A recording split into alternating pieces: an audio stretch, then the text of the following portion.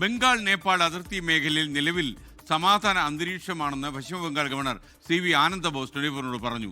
Voter പട്ടിക പരിഷ്കരണത്തിൽ ബംഗാൾ സർക്കാരിൻ്റെയും TMCയുടെയും ഭിന്നാഭിപ്രായങ്ങൾ പരിഹരിക്കുമെന്നും CV Ananda Bose 24 Balram Nedungadi തയ്യാറാക്കിയ റിപ്പോർട്ട്. പശ്ചിമ ബംഗാൾ ഗവർണർ CV ആനന്ദബോസ് ചേരുകയാണ് 24-നൊപ്പം. സർ, അങ്ങ് ബംഗാളിൻ്റെ അതിർത്തി പ്രദേശങ്ങൾ സന്ദർശിച്ച ശേഷമാണ് ഡൽഹിയിലേക്ക് എത്തുന്നത്. അപ്പോൾ നേപ്പാൾ സംഘർഷമുണ്ടാകുന്നു, വലിയ അതിർത്തികളിലെല്ലാം ജാഗ്രതയാണ്. എങ്ങനെയാണ് ബംഗാളിലെ ഒരു അതിർത്തി സാഹചര്യം? ബംഗാളിന് ഇന്ത്യക്ക് നേപ്പാളുമായിട്ടുള്ള അതിർത്തി പാണിട്ടാങ്കി എന്നൊരു സ്ഥലത്താണ്. പ്രധാനമായും 2 പാലങ്ങൾ അവിടെയുണ്ട്. അതാണ് ഇന്ത്യയെ നേപ്പാളുമായി ബന്ധിപ്പിക്കുന്ന അതിർത്തി പാലം.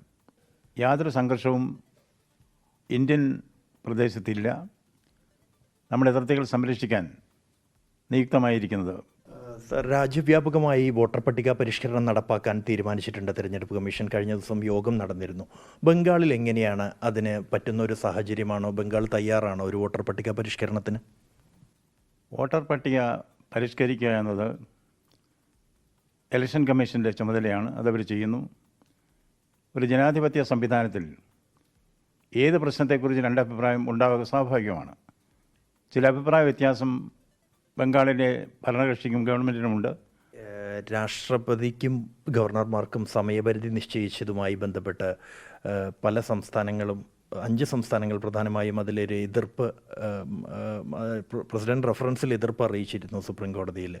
ആ ഒരു വിഷയത്തെ അങ്ങ് എങ്ങനെയാണ് കാണുന്നത്? അത് ഭരണഘടനാപരമായ ഒരു വിഷയമാണ്. അതിൻ്റെ 2 വശങ്ങളും, എല്ലാ വശങ്ങളും ഇന്ന് സുപ്രീം കോടതിയുടെ മുമ്പിൽ അവതരിപ്പിക്കപ്പെട്ട് വരികയാണ്. നിശ്ചയമായും സുപ്രീം കോടതി ഇതെല്ലാം പരിഗണിച്ചതിന് ശേഷം ഒരു തീരുമാനം അറിയിക്കും. ആ തീരുമാനം എല്ലാവർക്കും ബൈൻഡിങ് ആയിരിക്കും. പശ്ചിമ ബംഗാൾ ഗവർണർ CV ആനന്ദബോസ് സംസാരിക്കുകയായിരുന്നു. ലോകത്തെവിടെയായാലും ഏത് സമയത്തും 24 വാർത്തകളും ഓഗ്മെന്റഡ് റിയാലിറ്റി പാക്കേജുകളും എക്സ്പ്ലെയിനറുകളും വിശദമായി കാണാൻ ഞങ്ങളുടെ YouTube ചാനൽ നിങ്ങൾക്ക് സബ്സ്ക്രൈബ് ചെയ്യാം.